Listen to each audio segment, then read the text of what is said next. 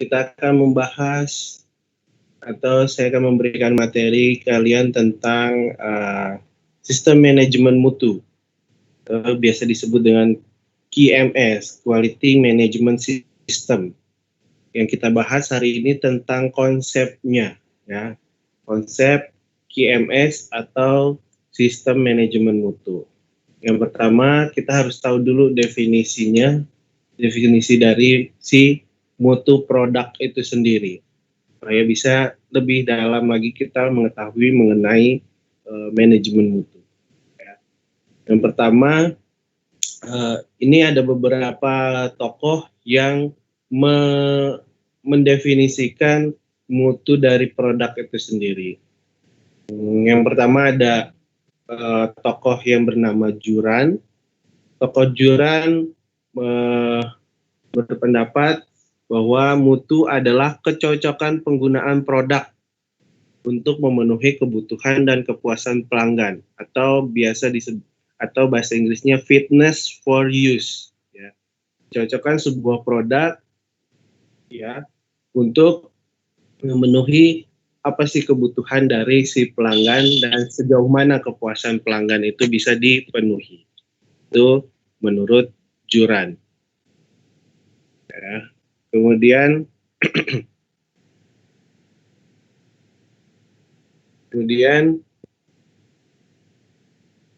yang kedua ada tokoh yang bernama Crosby. Crosby mendefinisikan mutu sebagai conformance to requirement. Ya, conformance itu kan menyesuaikan terhadap kebutuhan yang diisyaratkan atau yang distandarkan. Jadi untuk mencapai sebuah mutu produk, menurut Crosby, produk tersebut harus sesuai dengan yang sudah ada distandarkan. Artinya sebuah produk sebelum diproduksi harus dibuat dulu standarnya. Setelah standar itu terbuat, baru untuk mencapai sebuah mutu dari produk tersebut, menurut Crosby, produk-produk tersebut harus diproduksi sesuai dengan standar yang sudah dibuat sebelumnya. Itu menurut Crosby. Menurut tokoh berikutnya yaitu Deming, mutu adalah kesesuaian dengan kebutuhan pasar atau konsumen. Ya, jadi mutu mutu menjadi sebuah kesesuaian dengan si pasarnya itu sendiri. Kalau tadi si Juran dengan pelanggannya, kalau Crosby dengan standarnya, kalau Deming itu pasar yang lebih luas. Ya, itu menurut definisi dari tokoh yang bernama Deming. Kemudian ada lagi tokoh berikutnya yaitu Feigenbaum. Mutu adalah kepuasan pelanggan sepenuhnya, ya. Jadi pelanggan mempunyai hak untuk menilai mutu dari si produk tersebut, ya. Itu pengertian mutu menurut tokoh yang bernama Feigenbaum. Kemudian yang terakhir ada ASQC. ASQC ini adalah American Social Quality Control, atau ini adalah salah satu organisasi di Amerika yang concern terhadap mutu. Organisasi tersebut mendefinisikan mutu adalah sebagai karakteristik dari produk dan fitur yang memenuhi kepuasan pelanggan. Artinya si association dari Amerika ini menjelaskan bahwasanya mutu adalah karakter dari sebuah produk atau fitur yang dimiliki dari produk tersebut untuk memenuhi kepuasan dari si pelanggannya.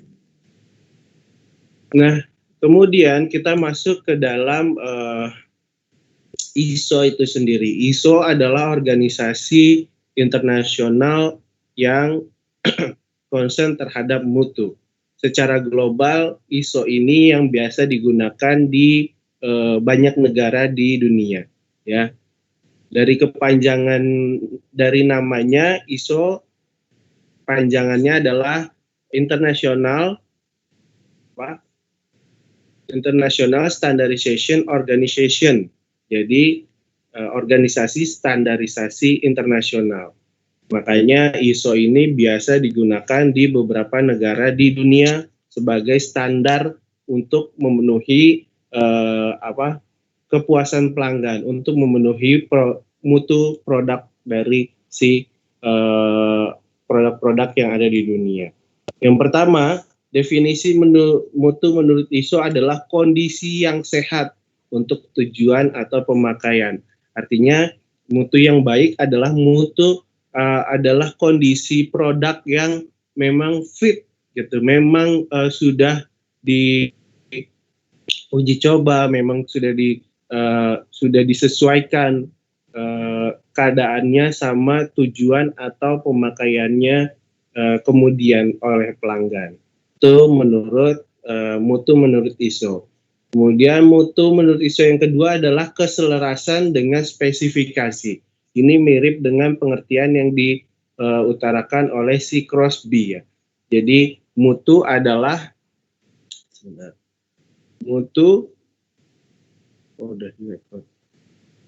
mutu adalah keselarasan dengan spesifikasi. Kalau tadi si Crosby menjelaskan bahwasanya mutu adalah kesesuaian dengan standar yang sudah dibuat. Nah, di sini menurut ISO juga untuk mencapai sebuah mutu produk, dia harus selaras dengan spesifikasi yang dibuat di awal. Kemudian berikutnya menurut ISO, mutu adalah kebebasan dari segala kekurangan. Artinya produk-produk yang diluncurkan atau dipublish ke pasar itu harus benar-benar memang bebas dari kekurangan. Artinya bebas dari kekurangan adalah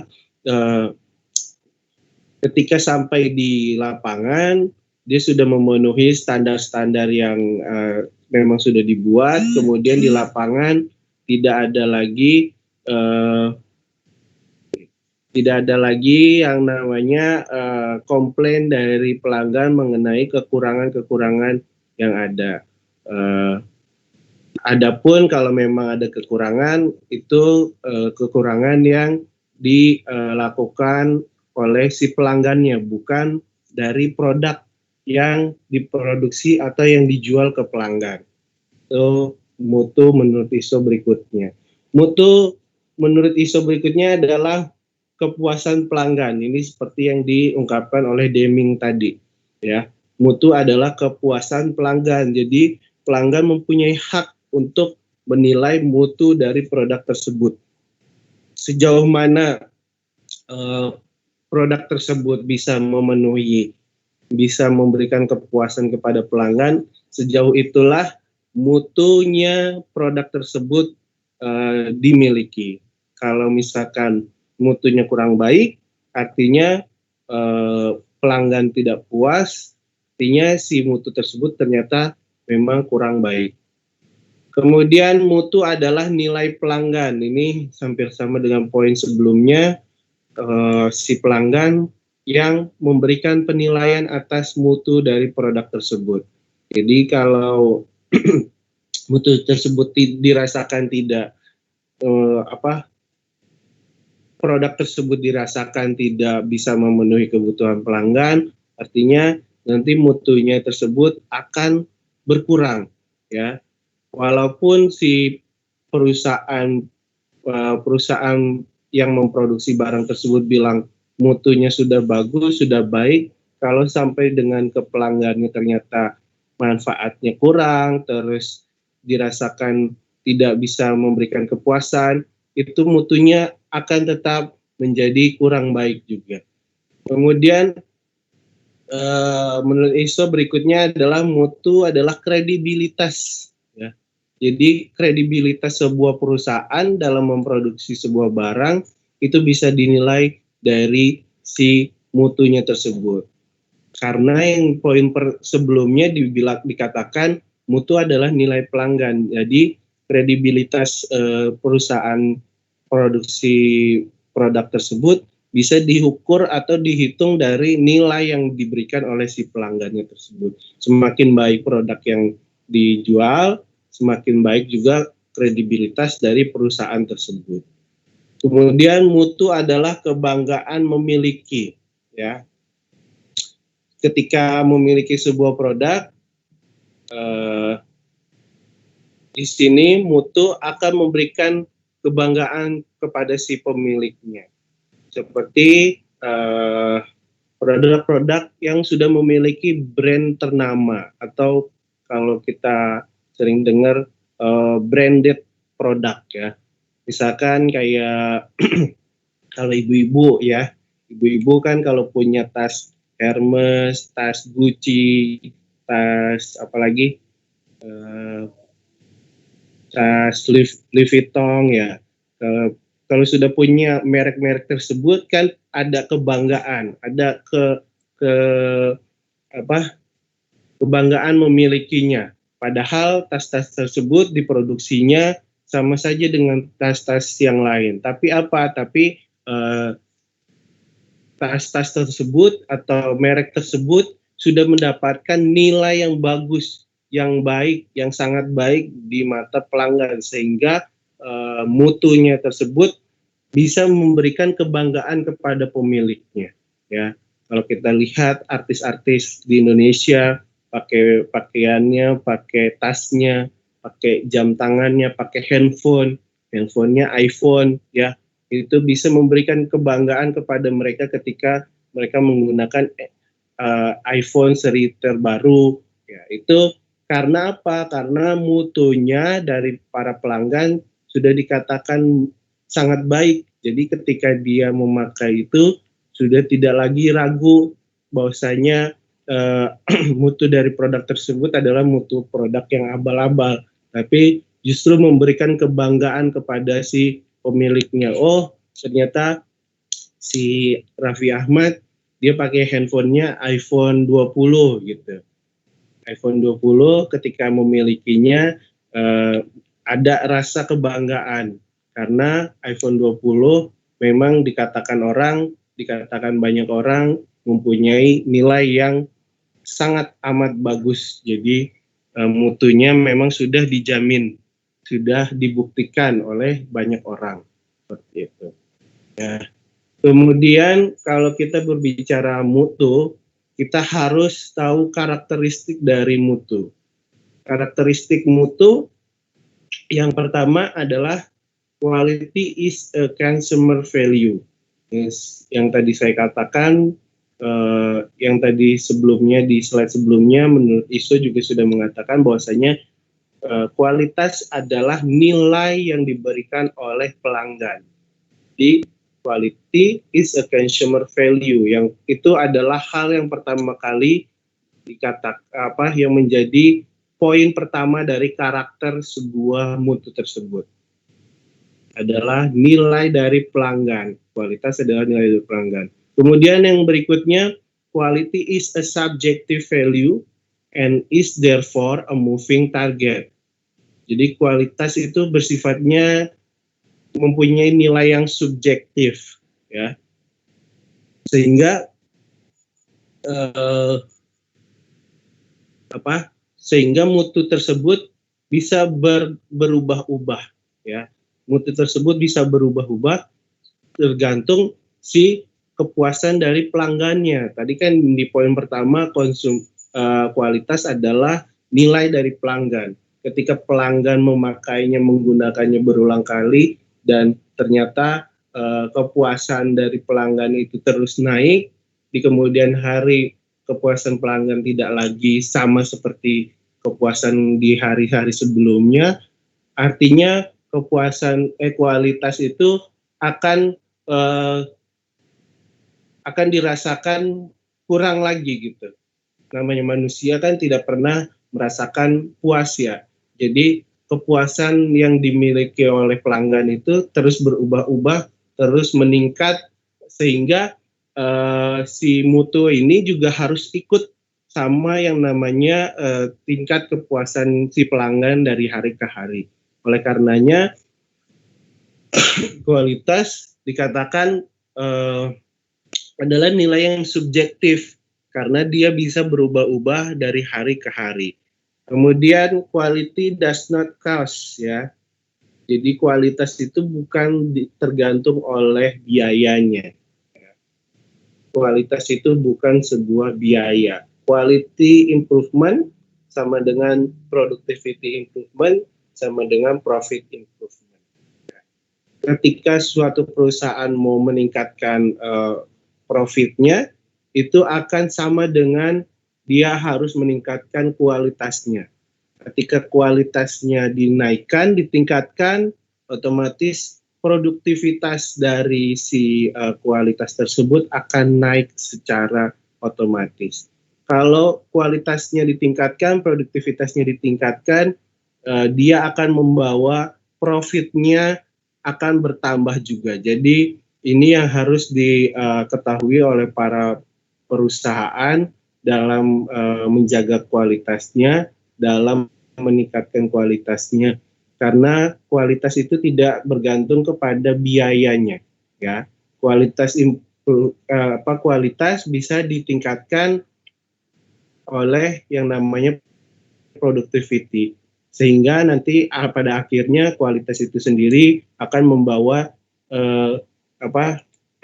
akan membawa profit atau keuntungan yang meningkat juga.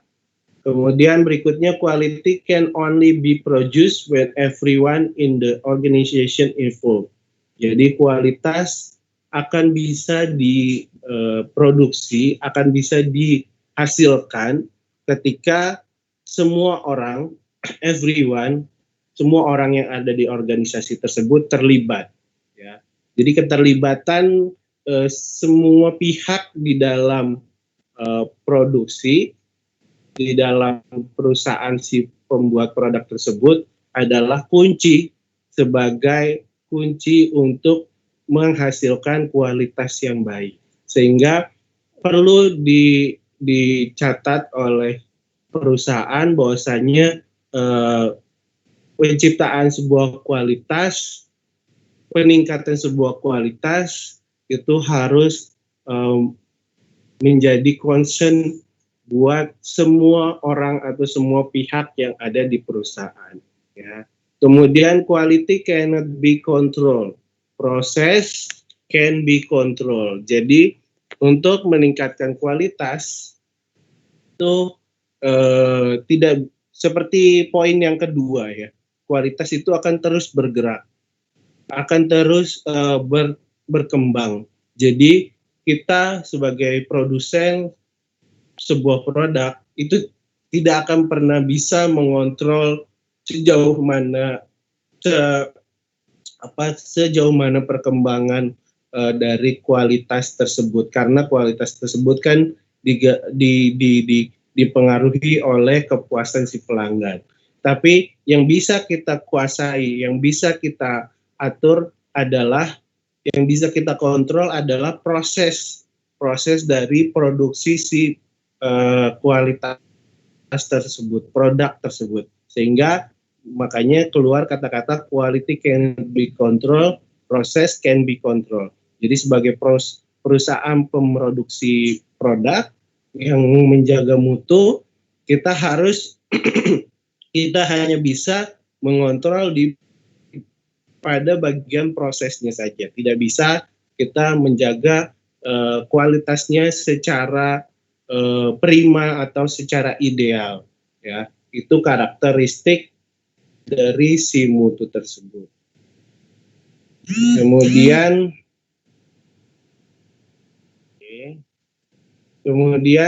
kenapa sih sebuah produk penting untuk menciptakan mutu, ya? Kenapa sebuah perusahaan perlu menciptakan yang namanya mutu atau kecocokan produk terhadap konsumennya atau pelanggannya? Yang pertama adalah mutu akan memberikan reputasi terhadap perusahaannya. Seperti yang tadi yang ada di slide sebelumnya, ya.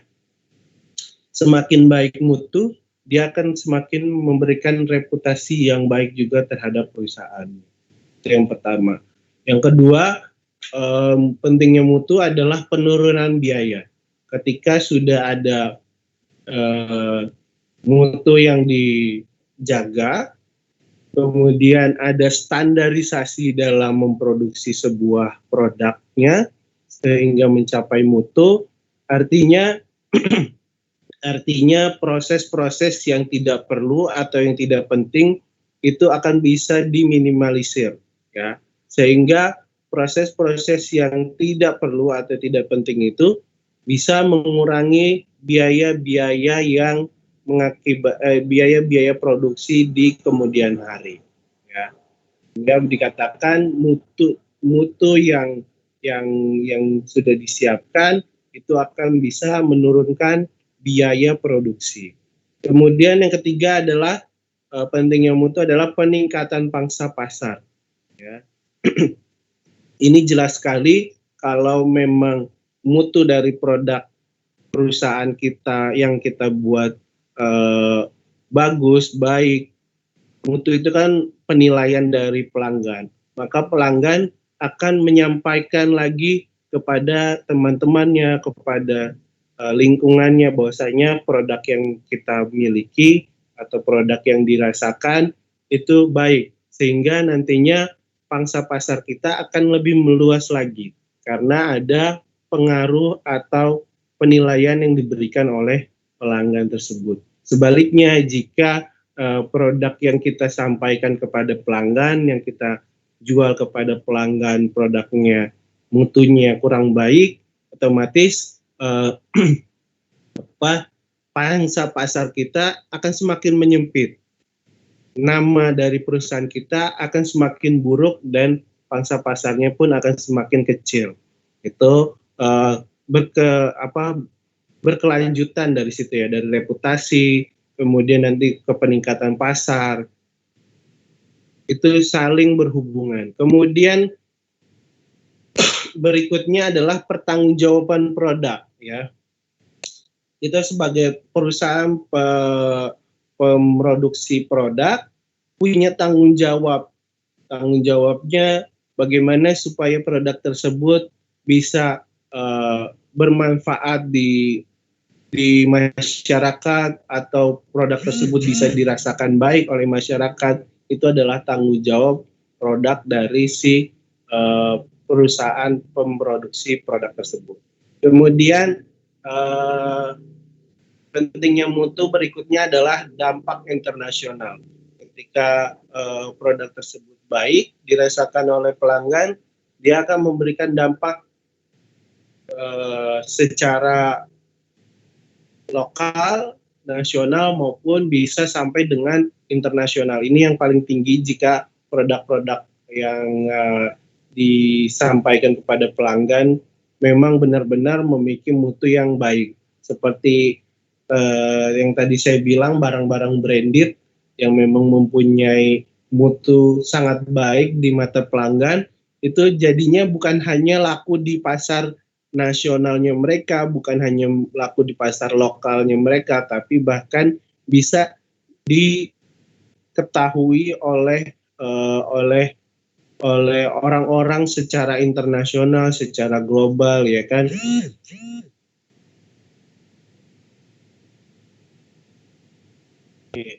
Kemudian berikutnya adalah penampilan produk atau jasa, ya. Tentunya kalau kita memiliki mutu atau standarisasi dari mutu yang kita produksi, mutu dari produk yang kita produksi, otomatis kita akan menjaga yang namanya penampilan produk atau jasanya, ya. Jadi mutu ini akan mempengaruhi bagaimana produk atau jasa tersebut disampaikan kepada para pelanggannya atau penggunanya. Kemudian pentingnya mutu berikutnya adalah mutu yang dirasakan. Ya, ini benar-benar ketika kita menjaga mutu, apa yang kita inginkan dari pelanggan, kan nilai itu bisa diberikan oleh pelanggan karena apa? Ya, karena pelanggan bisa merasakan mutu produk yang kita sampaikan. Jadi produk-produk yang kita sampaikan kepada pelanggan itu nantinya akan dirasakan mutunya, sehingga nanti bisa pelanggan memberikan penilaian terhadap mutu dari produk yang kita produksi. Nah, kemudian kita mempelajari mengenai sejarah perkembangan mutu ya. Mutu dari awalnya adalah dikenal sejak tahun 4000 tahun yang lalu, ketika bangsa Mesir kuno mengukur dimensi batu yang digunakan untuk membangun piramida. Jadi mutu sendiri sudah ada sejak bangsa Mesir kuno, ya. Dulu zamannya pembangunan piramida itu sudah dikenal istilah mutu ya di situ. Namun apa sih mutu pada zaman dahulu? Yaitu mereka mengukur dimensi batu harus sesuai dengan standar supaya piramidanya bisa berdiri dengan baik. Kalau tidak ada mutu atau kualitas atau pengukuran terhadap batu tersebut, otomatis kan piramida tersebut tidak bisa dibangun dengan sempurna ya. Buktinya piramida bisa berdiri sampai dengan hari ini itu karena zaman dahulu pada saat pembangunannya ternyata memang batu-batu penyusun piramida atau penyusun bangunan piramida tersebut memang dijaga mutunya supaya kokoh, bisa long lasting atau bisa berdiri sampai dengan hari ini ya. Itu mutu dan kualitas yang itu merupakan awal dari perkembangan atau adanya mutu. Kemudian pada zaman modern fungsi mutu berkembang melalui beberapa tahapan ya. Ini ada beberapa istilah mengenai perkembangan mutu. Yang pertama dimulai dari inspection atau inspeksi ya. Awalnya mutu dimulai dari inspeksi, kemudian berkembang menjadi pengendalian mutu, kemudian berkembang lagi menjadi pemastian mutu atau quality assurance, kemudian mutu kemudian berkembang lagi menjadi manajemen mutu atau quality management, hingga akhirnya sampai sekarang berkembang menjadi manajemen mutu terpadu atau total quality management. Kita lihat yang pertama ada quality inspection atau tadi inspeksi. Konsep mutu modern dimulai pada tahun 1920. Ada yang udah lahir di sini tahun 1920? Belum ada ya? Saya aja belum lahir ini. Kelompok yang utama adalah bagian inspeksi. Jadi orang yang menjaga kualitas pada zaman inspection ini disebut dengan inspeksi. Bagian inspeksi, inspektor. Dia ada di bawah bagian inspeksi. Para inspektor mengukur hasil produksi berdasarkan spesifikasi. Jadi spesifikasi sudah dibuat dari awal sebelum dilakukan produksi, dan kemudian setelah hasil-hasil produksi tersebut dihasilkan, maka si inspektor akan menyesuaikan atau mengecek kembali kesesuaian antara hasil produksi dengan standar yang dibuat. Namun ada permasalahan yang timbul pada masa inspeksi ini. Yang permasalahannya adalah bagian inspeksi tidak independen. Biasanya mereka lapor kepada kepala pabrik. Hal ini menyebabkan perbedaan kepentingan. Seandainya inspeksi menolak hasil satu alur produksi yang tidak sesuai, maka bagian pabrik berusaha meloloskan tanpa mempedulikan mutu. Jadi di sini bagian inspeksi itu eh, pada zaman inspection masih berada di bawah bagian pabrik atau bagian produksi, sehingga pada saat melakukan inspeksi ada andil bagian pabrik, ada kecurangan-kecurangan yang dilakukan bagian pabrik untuk meloloskan hasil-hasil produksi yang memang diinspeksi ternyata tidak masuk spesifikasi yang dibuat di awal. Itu permasalahan yang muncul di zaman inspeksi ini. Kemudian berkembang menjadi zaman quality control, ya. Setelah adanya permasalahan mengenai inspeksi tadi, berkembanglah menjadi zaman quality control. Di sini tanggung jawab mutu dialihkan ke bagian quality control yang lebih independen. Jadi kalau sebelumnya di masa inspection pengendali mutunya adalah inspektor, kemudian di zaman quality control pengendalian mutu diberikan kepada quality control, bukan di bawah bagian pabrik atau bagian produksi, sehingga sifat dari pengendalian kualitasnya lebih independen, tidak bisa dipengaruhi oleh bagian produksi atau pabrik. Bagian ini memiliki otonomi penuh dan terpisah dari bagian pabrik. Kemudian para pemeriksa mutu dibekali dengan perangkat statistika seperti diagram kendali dan penarikan sampel. Jadi di zaman quality control ini si bagian quality control sudah memiliki otonomi penuh dan tidak dapat dipengaruhi oleh bagian pabrik lagi atau bagian produksi, sehingga keputusan-keputusan dalam menentukan mana hasil produksi yang memang bisa dipasarkan dan hasil produksi yang tidak bisa dipasarkan itu diputuskan oleh bagian quality control, tidak bisa dipengaruhi oleh bagian-bagian lain. Kemudian bagian quality control ini juga sudah dibekali dengan perangkat-perangkat yang lebih canggih lagi.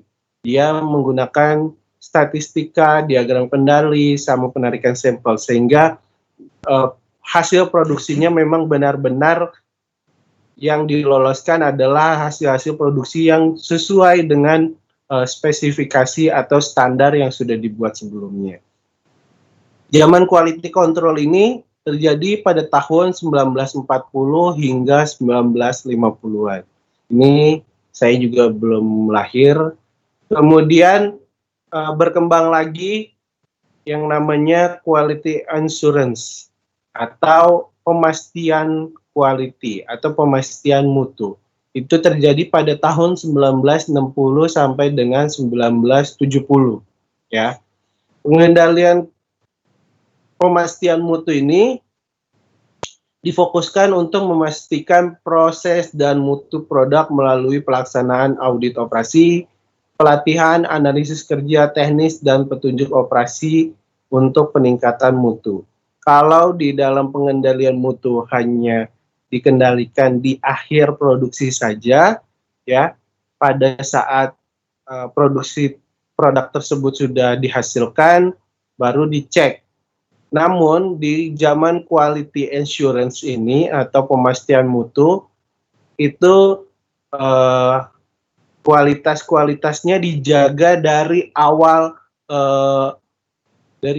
prosesnya, ya, mulai dari operasionalnya sampai dengan pelatihannya, kemudian diadakan yang namanya audit operasi, ya. Jadi tidak ada penjagaan mutunya ini lebih jauh lagi ke depan. Kalau di zaman pengendalian mutu hanya di akhir, penjagaan di quality assurance atau pemastian mutu ini mulai dari prosesnya itu sudah dijaga, sehingga bisa memberikan efek atau menghasilkan mutu yang lebih baik lagi. Itu di zaman quality assurance. Kemudian setelah zaman quality assurance berkembang lagi menjadi quality management atau manajemen kualitas. Di sini di manajemen kualitas berkembang karena untuk mengantisipasi persaingan aspek mutu. Perlu dievaluasi dan direncanakan perbaikannya melalui penerapan fungsi-fungsi manajemen mutu. Ya, di sini perusahaan-perusahaan pemroduksi barang sudah mulai menyadari bahwasanya tidak hanya mereka yang mempunyai penjagaan terhadap mutu, tapi ada kompetitor atau pesaing-pesaing perusahaan-perusahaan produksi produk yang sama dengan mereka sudah mulai menjaga mutunya, sehingga mereka merasakan bahwasanya perlu adanya peningkatan, ya, perlu adanya perbaikan, sehingga harus diciptakan yang namanya manajemen mutu secara terpisah, supaya mutu-mutu yang dihasilkan, produk-produk yang dihasilkan bisa memiliki mutu-mutu yang bersaing dengan produk-produk produksi perusahaan-perusahaan sejenis. Itu makanya muncul zaman quality management atau manajemen kualitas mutu. Kemudian di akhir perkembangannya mutu itu berubah menjadi total quality management. Karena apa? Karena dalam hal ini tanggung jawab terhadap mutu tidak cukup dibebankan kepada satu bagian tertentu, tetapi sudah menjadi tanggung jawab seluruh individu di perusahaan. Pola inilah yang disebut dengan total quality management. Artinya, kalau sebelumnya di quality management itu masih hanya dikendalikan oleh si bagian quality management saja, tetapi perkembangannya total quality management menyadari bahwasanya peran dari seluruh individu yang ada di perusahaan itu bisa menjaga, bisa menghasilkan mutu produk yang lebih baik lagi, sehingga terciptalah yang namanya zaman total quality management. Itu digunakan dari tahun 1980 sampai dengan saat ini. Kalau kalian ke perusahaan-perusahaan melihat saat ini yang dipakai adalah ini total quality management. Bagaimana si kualitas manajemen kualitasnya itu diciptakan atas andil atau atas peran dari semua pihak yang ada di dalam perusahaan tersebut. Ya. Kemudian itu perkembangan mutu dari zaman ke zaman sampai dengan sekarang. Kemudian dimensi mutu, ya. Ini kalau kalian mau mengukur sejauh mana mutu tersebut dimiliki oleh sebuah produk, kalian bisa menganalisisnya menggunakan dimensi-dimensi berikut ini. Yang pertama adalah performance atau performa. Ini berkaitan dengan aspek fungsional produk tersebut. Sejauh mana produk tersebut bisa memiliki fungsi terhadap yang sesuai terhadap kebutuhan si penggunanya atau pelanggannya. Kemudian dimensi berikutnya yang bisa kalian gunakan untuk mengukur mutu dari produk adalah fitur. Ya, fitur biasanya adalah ciri-ciri keistimewaan tambahan atau pelengkapnya. Misalkan kalian menggunakan aplikasi banking dari BNI, itu kan ada fitur-fiturnya. Semakin lengkap, artinya produk tersebut mempunyai mutu yang semakin baik, ya. Kemudian keandalan atau reliability, karakteristik yang merefleksikan tingkat keberhasilan penggunaan produk. Ini juga bisa mengukur sejauh mana mutu tersebut dimiliki oleh produk. Misalkan tadi mobile banking BNI, ya, dia selama kita gunakan untuk mentransfer dana selalu cepat gitu, tidak ada permasalahan. Artinya produk tersebut atau e-banking tersebut sudah mempunyai keandalan, ya, sudah bisa dipastikan keberhasilannya dalam mengirim dana, dalam melakukan transaksi. Kemudian berikutnya, dimensi yang bisa kalian ukur untuk mengukur produk adalah konformitas atau kesesuaian produk tersebut terhadap terhadap penggunaannya. Kemudian daya tahannya, ketika kita pakai dalam kurun waktu yang lama, dia akan tetap bisa beroperasi dengan baik. Itu daya tahan. Kemudian kemampuan pelayanannya termasuk di sini kesopanan, kecepatan, kompetensi, dan akurasi dan sebagainya. Ya, ini yang bisa kalian ukur untuk melihat sejauh mana mutu. Kemudian estetikanya adalah tampilannya, keindahannya, keelokannya, kemulusannya, ya kan. Kemudian kualitas yang dipersepsikan berkaitan dengan perasaan pelanggan. Apakah sesuai dengan ekspektasi dari pelanggan? Itu menjadi dimensi mutu yang bisa diukur ketika kalian nanti mau mengetahui bagaimana mutu tersebut bisa dikatakan memiliki mutu yang baik. Nanti di pertemuan di pertemuan fokus pelanggan, saya akan berikan kalian tugas mengenai kepuasan pelanggan.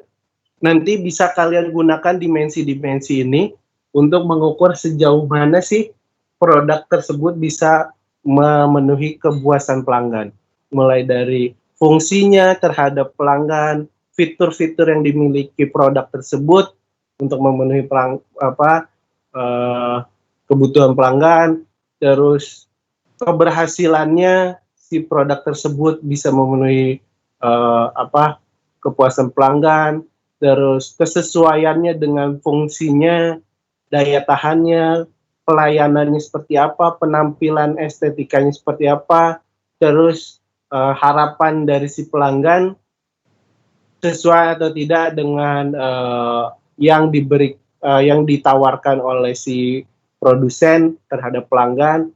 Itu bisa menjadi, poin-poin ini bisa menjadi alat ukur kalian nanti ketika saya berikan tugas, ya.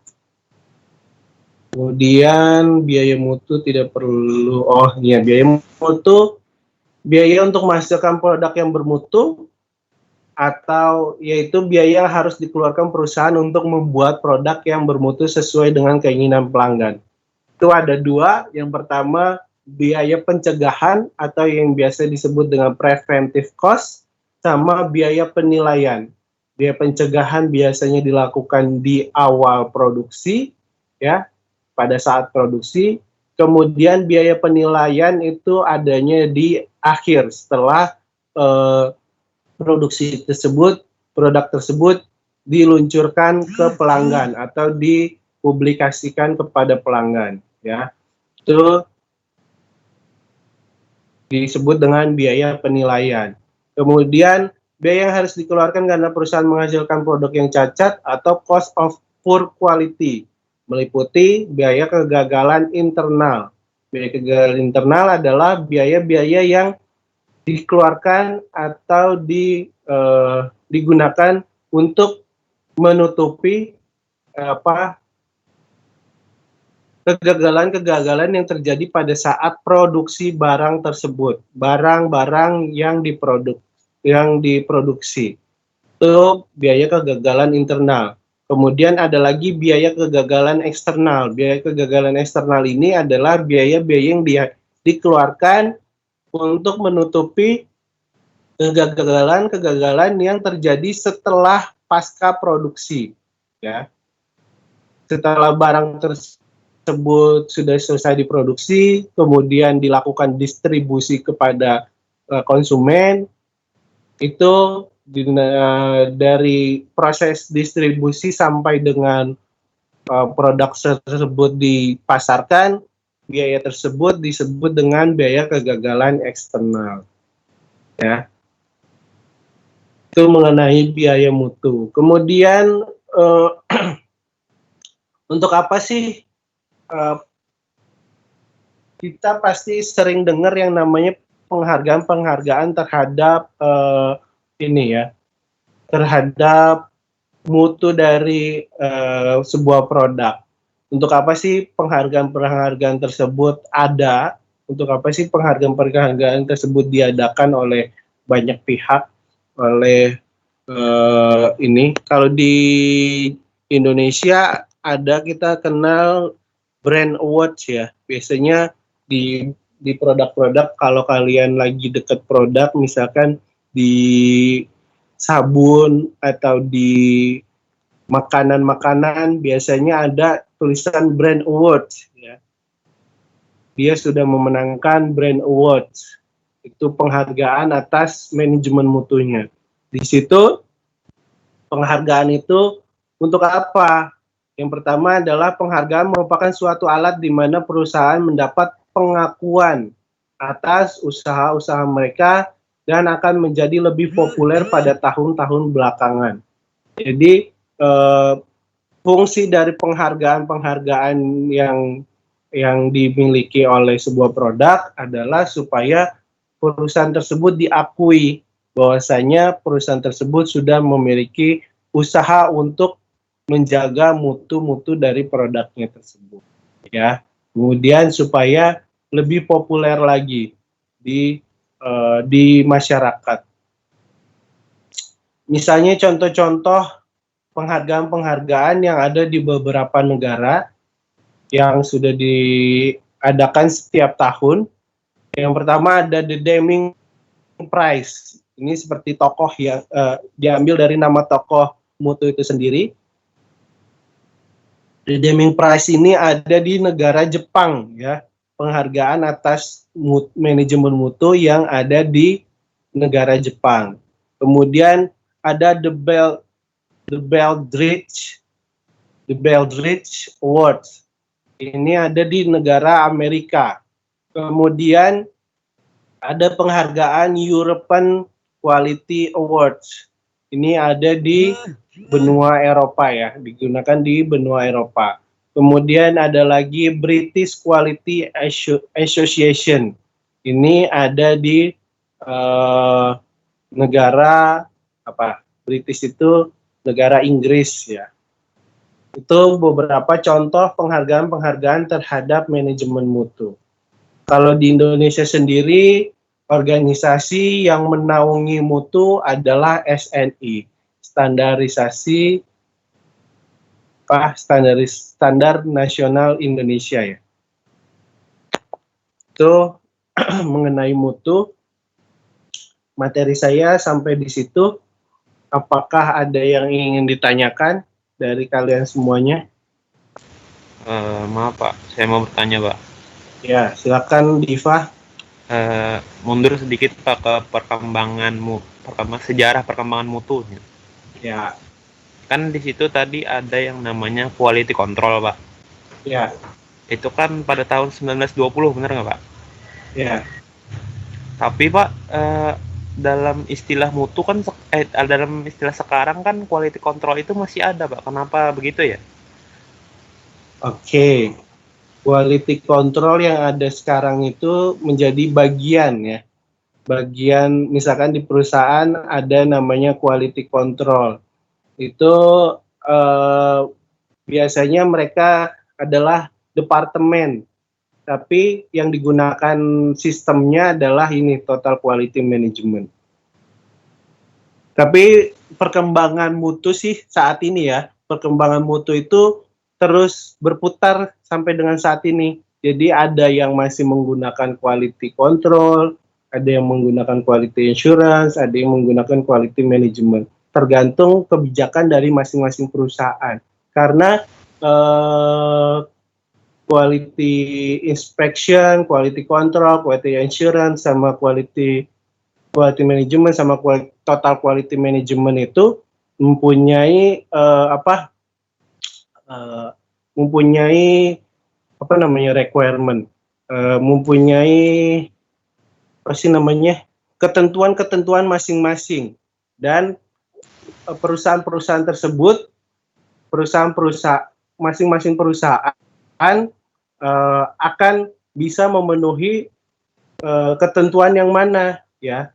Kalau dia hanya bisa memenuhi ketentuan sampai dengan quality control saja, kalau quality control kan tadi artinya dia punya bagian quality control di perusahaannya, tapi tidak ada yang namanya total quality management secara keseluruhan. Artinya perusahaannya dia hanya bisa memenuhi sampai dengan tahapan atau memenuhi ketentuan sampai dengan si quality control itu saja. Artinya mereka tidak bisa memiliki yang namanya total quality management, karena total quality management itu sendiri punya ketentuan, punya kalau requirement itu kebutuhan akan misalkan SDM-nya, kebutuhan akan sumber daya resource-nya, kebutuhan akan alat dan bahannya itu lebih kompleks lagi dibandingkan dengan quality control. Kalau memang perusahaannya hanya sanggup sampai dengan quality control, berarti saat ini dia pakainya quality control saja. Tapi kalau dia sanggup sampai memenuhi ketentuan total quality management, maka dia akan menggunakan yang namanya total quality management. Nah, ini perkembangan ini tidak baku digunakan pada tahun-tahun itu saja, tapi sampai dengan saat ini karena sudah ada perkembangannya ya. Maksudnya ini kemunculan dari si perkembangan ini sendiri, zaman ini sendiri. Kemunculannya quality assurance itu dari tahun 1960. Tapi kalau sekarang masih ada yang menggunakan namanya quality control, artinya dia masih menggunakan tipe-tipe manajemen mutu yang lampau. Seperti itu. Berarti kalau perusahaan sekarang tidak mewajibkan untuk sampai total quality management ya, Pak? Tergantung dari kesanggupannya dia. Oh, memang berarti kesanggupan. Ya, tidak mewajibkan. Dalam standar ISO itu ada tingkatan-tingkatannya. Tingkatannya sampai dengan mana, sampai sejauh mana dia bisa memenuhi ISO tersebut. Itu biasanya nanti dia akan masuknya ke dalam mana. Apakah dia akan masuk ke dalam total quality management atau hanya sampai dengan quality control saja, seperti itu. Oh iya Pak, terima kasih Pak. Ya, bagus sekali pertanyaannya dari siapa tadi? Diva ya? Iya Pak, Diva Pak. Yang lain ada yang ingin ditanyakan? Saya Pak. Ya, Serliana, silakan Serliana. Ini kan Pak, ISO tuh ada versi-versinya tuh Pak. Ya betul. Kenapa jadi ada perubahan kayak itu Pak? Lawan apa juga perbedaannya ISO 9001 2015? Ya, ISO sendiri punya yang namanya versi-versi. Perbedaannya adalah ISO dari versi yang satu dengan versi yang lain, kebutuhannya. Nah, jadi misalkan ISO 9001 2015 itu dia membahas tentang apa? Misalkan produksi makanan masuknya ke ISO berapa, produksi pakaian dia masuknya ke dalam ISO yang tahun berapa gitu. Nah versi-versinya itu juga akan terus diupdate sesuai dengan tadi yang saya katakan, mutu itu sendiri menyesuaikan dari si pelanggannya agar kepuasan pelanggan terus dicapai, sehingga ISO itu sendiri juga berkembang. Kayak sekarang zamannya pandemi ya kan, zaman pandemi kan kebiasaan kita akan berubah. Kita harus mengutamakan yang namanya protokol kesehatan. ISO itu sendiri nantinya juga akan berubah sesuai dengan perkembangan zamannya. Misalkan nanti pandemi seperti ini, bakalan nanti ada revisi tentang ketentuan ISO. Pasti ada, tapi belum tahu sampai sekarang apakah sudah diluncurkan atau belum mengenai revisi ISO itu sendiri. Pasti nanti revisi ISO mengenai pandemi ini akan dimasukkan unsur-unsur protokol kesehatan di dalamnya. Makanya ISO itu banyak versinya. Seperti itu. Serliana. Nggih, makasih Pak. Ada lagi yang ingin tanya? Saya Pak ingin bertanya Pak. Siapa? Suaranya pelan banget. Bisa didekatkan lagi mikrofonnya? Ferry Haji Firdaus Pak. Ya, Haji Firdaus silakan. Apakah mutu yang baik dari sebuah perusahaan tersebut dapat memberikan sebuah keuntungan bagi negara asal perusahaan tersebut dibangun, Pak? Mutu, gimana? Mutu yang baik? Mutu yang baik, apakah dapat memberikan keuntungan bagi negara asal perusahaan tersebut?